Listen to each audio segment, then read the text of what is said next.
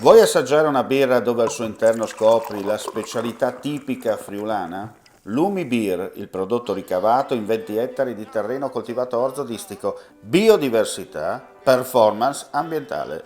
Lumi Beer nelle sue 5 versioni disponibili, 4 per consumo veloce e dissetante e la versione Magnum per intenditori. Lumi Beer si abbina a qualsiasi palato. Lumi Beer è un prodotto esclusivo Azienda Agricola Pancera, il buon seme, i buoni frutti.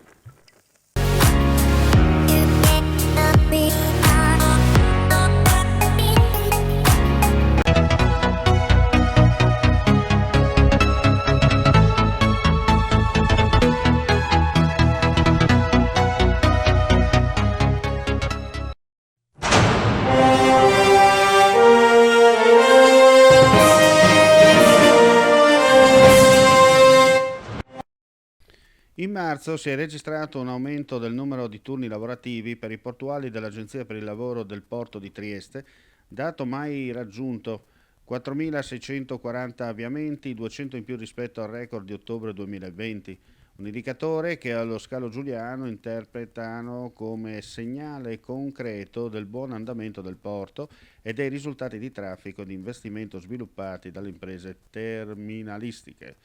L'organico dell'agenzia, nata nel 2016 con lo scopo di fornire lavoro temporaneo portuale, è cresciuto da 110 unità a 200.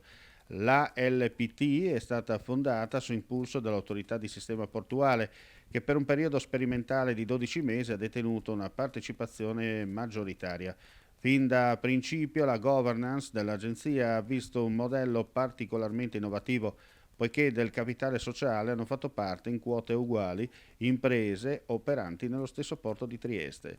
I portuali di ALPT, insieme ai lavoratori delle imprese, sono un patrimonio di professionalità e di serietà fondamentale per il nostro porto e il nostro territorio, ha commentato il presidente dell'autorità di sistema portuale del mare Adriatico orientale Zeno D'Agostino, manifestando soddisfazione per il risultato, tenuto conto della congiuntura storica.